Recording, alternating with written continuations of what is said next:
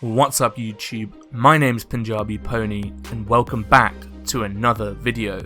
Today I've got something very interesting for you guys, so sit back, relax and enjoy the video. So, a couple of months back, someone contacted me in regards to bounty hunter emblem farmers. Now, they gave me a wealth of information, sources, evidence, and exact procedures of how everything is done. They showed me exactly how much money they were making both in game and in real life and requested that I make a video about it. Now, as Bounty Hunter is being removed next week, I think this is the perfect time to make this video so we can reflect on everything that's happened and how these guys have made absolute bank from abusing the bounty hunter system. Now, the person who's come to me with this information will of course remain anonymous, but as they are an integral part of this video, I will be referring to them as the Watcher from now onwards. Now, before we start, I would like to mention that bounty hunter emblem farming is not technically illegal. It is a grey line, but almost all Iron Men do this for their rune pouches, including myself, but the farmers in question would do this on a mass scale and actually sell the GP for in real life money, which is obviously against the game rules. Now, with that being said, as this video covers a massive amount of information, I'm going to split it into 4 parts. The first part is going to be an introduction to Bounty Hunter, the history of it, and how it works. The second part is going to be about the Watcher and the integral role that he played in introducing Bounty Hunter emblem farming to Runescape 3. The third section is how exactly it was done. I'm going to be showing you step by step exactly how these farmers set it up so they could make absolute bank. And finally, the fourth section will provide proof and evidence to show exactly how much money has been made by these bounty emblem farmers, and trust me, it's actually ridiculous. With that being said guys, let's begin. In one final attempt to bring back PKing to RS3, on the 14th of November 2016, Bounty Hunter was released into RS3. The mechanics of RS3 Bounty Hunter were quite similar to that of old schools, whereby you'd get an emblem if you killed someone, and thereafter you'd have to upgrade this emblem by killing targets that you were assigned randomly. These emblems can then be traded for points in Edgeville Bank at the Bounty Hunter shop. Points can then be used to buy expensive items like tier 87 weapons, large rune pouches, adrenaline crystals, and other things. Emblems range from tier 1, which is almost worthless in points, to tier 10, which is worth 40,000 points and can be used to purchase several expensive items from the store. So, as mentioned earlier, the idea was to take your emblem in your inventory and kill your target. If you were successful in doing so, your emblem would upgrade to the next tier. During the first couple of weeks of Bounty Hunter, it was a bit of a shit show. There was a lot of ragging going on, a lot of player jumping and not that much PKing. People were simply buying kills off each other and it just wasn't going to plan. So a couple of weeks after release, ModPie nerfed the drop rate of emblems significantly and changed exactly how this works. The changes meant that emblem upgrades were no longer guaranteed after you killed someone, and in fact, because they were nerfed so hard, it became a lot harder to farm emblems. Now you guys have an idea of Bounty Hunter, it's time to move on to the second section, the Watcher. A couple of months after the Bounty Hunter update, the Watcher started investigating how to farm Bounty Hunter emblems. He asked around, but none of the methods were very good, so he made his own and perfected it. Eventually, he found a method which allowed him to be on 8 accounts at the same time and on average farm a tier 10 emblem approximately every 4 hours. The Watcher started making more money than he could have ever dreamed of on RuneScape and got hooked. He got so addicted that he admits to me that he spent up to 16 hours a day, 7 days a week farming emblems. He had all the GP he could have ever wanted. he could buy anything in the game, and money was not an issue, and this caused him to get absolutely hooked. After he had exploited this method, he told a couple of friends, and down the line, he sold this method to people for billions of GP. After that, the method spread like wildfire, and more people started to do the same thing.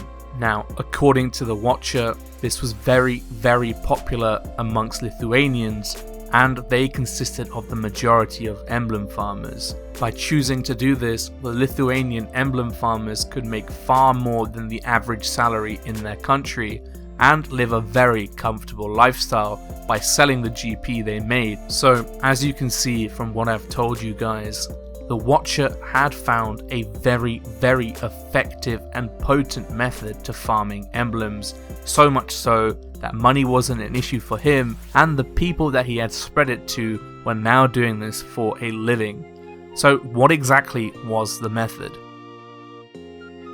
So in order to get started, you need to make accounts in pairs. Now these accounts need to have a minimum combat of level 20. Now the paired accounts must be the same level in order to receive the highest chance of receiving each other as a target. The accounts could basically be ready in half an hour. All you needed to do is train them to level 20 and have some throwaway cheap gear on the account so you can employ the method. The only thing that's somewhat challenging is that the accounts needed to be members. Now of course you aren't limited to just one pair, you could make as many pairs as you liked and farm on all of the accounts at the same time, as long as your computer could handle multiple clients. So once these accounts were set up, they would go to Edgeville in a bounty hunter world, and they would change a few settings in the bounty hunter interface. Firstly, they would enable auto queuing, which would allow them to automatically get a target after their wait time was over, and then most importantly, they would set the minimum combat level difference for their target to 1. Now what this meant is that they could only get paired with accounts which were the same combat level or 1 combat level difference than their own. Now, as I mentioned earlier, the accounts were created in pairs and they both have the same combat level. Accordingly, this meant that they had an extremely high chance of always receiving the other person in the pair as a target. Now, the next thing that they needed to deal with was to deal with the anti-farming mechanism which was introduced by Mod Pi, called the ELO rating. So how ELO works is after you kill a target, you gain an ELO rating of a minimum of 5 and a maximum of 50. However, the issue is that the number of ELO points you get is completely random in between 5 and 50, so you can't really predict what your ELO rating will be after you kill a target. Now the only function of ELO rating is the greater the difference between you and a potential target's ELO rating, the longer that you have to wait. So if you have a massive difference, then obviously you will be less profitable as you have to wait longer periods before you can be paired with your target. Now, as amazing as Mod Pi is, he claimed that this ELO rating would simply make it impossible to farm emblems. How wrong he was. Now the reality is, for emblem farmers, the ELO system is pathetically easy to fool if you follow a few simple guidelines. Now if your account is entering Bounty Hunter for the first time, you'll be put on a placement system. Now this means that you can't get rewarded for anything, but you will still get ELO. Now the trick with the paired accounts was to get one of the pair to kill the other 3 times, and the other of the pair to kill the original account 2 times. This almost always ensures that both accounts will have similar ELO ratings at the end of this. Now after the paired accounts had dealt with the placement system, they were both eligible for obtaining rewards and start beginning to profit from Bounty Hunter. However, they still need to deal with the ELO system, so they need to be careful. But like I said, this is easily dealt with. All they need to do is take it in turns killing each other, with the lowest rating killing the higher rating first, and taking elo into consideration. Sometimes if the elo is getting towards the 50 number, they'd want to be careful and kill the same account a few times to make sure the elo rating evens out. Overall, it's very easy to deal with. Now I've gone over how the elo mechanic was completely avoided, I'll show you guys how traded kills worked. Now, in order to receive an emblem from killing your target, you need to ensure two pivotal things. Firstly, the PKer in the pair has to have 4 items. Now, a really common misconception and something which I believed in quite religiously was that you needed to risk a lot on the account which was PKing. Now, this is completely not true, and the Watcher insists this, saying that he's tested thousands and thousands of hours with risking, etc., and the rates confirm that risking does not help anything. All you need is the account to have 4 items on it when it is PKing the target. Now, the second pivotal factor that you need to have in order to be able to farm emblems is the account that is getting PK'd has to deal a minimum of 1 damage to the other person. Now, a lot of misconceptions around this is that the person who's getting PK'd needs to eat, do thresholds, pray, etc. This is not true. All they need to do is simply deal 1 damage to the person who's PKing them, and that is it. So, if you follow these 2 pivotal rules, bounty hunter farming becomes bank.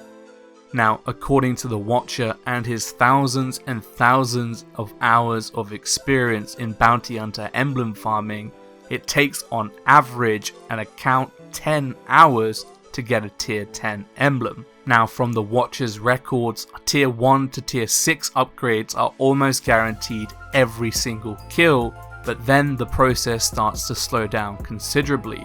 Tier 6 to tier 8 normally takes 3 to 5 kills, tier 8 to tier 9 normally takes around 8 to 10 kills, and finally tier 9 to tier 10 takes on average 10 to 20 kills. Now, with that being said, there are a few caveats.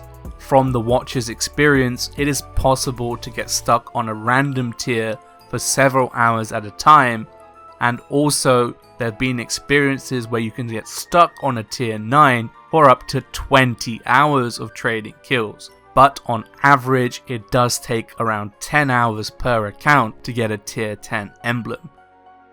Now, even if you're running multiple paired accounts at the same time, this process is actually quite AFK, as it takes around 5 to 10 minutes to get a target each time, meaning that very little attention is required. Now, to put this into context, a lot of farmers run 6 to 8 accounts at a time, and as a result of doing so, they can literally expect up to 8 tier 10 emblems every 10 hours.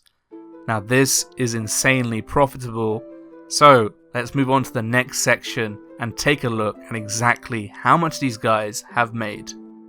Now, initially, when the Watcher started to farm emblems, the Decimation Bow, which can be bought from the Bounty Hunter Emblem store for 30,000 points, costed 70 million GP each. Now, as the Watcher would run 6 to 8 accounts at the same time, he said that he averaged around 55 million GP per hour, while literally standing around doing nothing, sitting AFK and watching movies.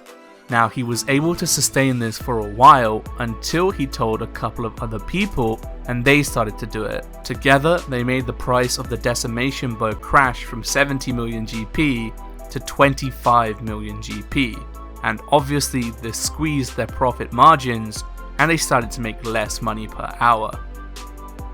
But after prices had stabilized and this method was well known, everything stabilized to around 10 mil per hour per paired account. So if they were running 3 to 4 pairs at the same time, they were still making around 30 to 40 million GP per hour. Now, I know that a lot of you are thinking that, damn, that's not even that much, Telos is even more than that. And true, Telos is probably more GP than that if you know how to do it well, but this took no resources and they were able to do it on multiple accounts AFK without any requirements. it was actually ridiculous that this method even existed and is still being exploited today, even though it's being removed in a week or so. So the Watcher swears that he never sold any money himself, but the Lithuanian gold farmers were literally using this as a source of in real life income. Now, at a certain point, he said they were making up to 3,000 euros a month from farming emblems and selling GP.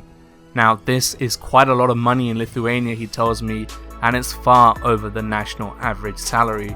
Nowadays, he says that they only make around 1,500 euros a month, but still, that's plenty to survive on for them, and they're doing it by AFKing and playing RuneScape. Now, I think that pretty much covers everything. Now, this was a very interesting video to make, and I want to thank the Watcher so much for everything he's given me. Without him, this would clearly not be possible, and in that regard, if you have something you want to share with me to make a video, I will not judge you, so feel free to share anything with me. You can contact me on Discord, all the links are down below, and of course, you will remain anonymous. But anyway, in a few days, this won't be possible anymore as Bounty Hunter is being replaced and the Wilderness is getting updated. But regardless, I found this very, very interesting. I personally don't judge any of these people for doing what they did. If they needed it to make a living, then fair play to them. But do remember that selling GP is of course against the rules and you do it at your own risk. But anyway guys, if this video was interesting and you enjoyed it, please don't forget to drop a like. Also, please do subscribe if you're new and you like this content. Plenty more of it is on the way. But for now guys, that's about it. Punjabi Pony out. To the outro. Na na na na na na na na na na na na na na na na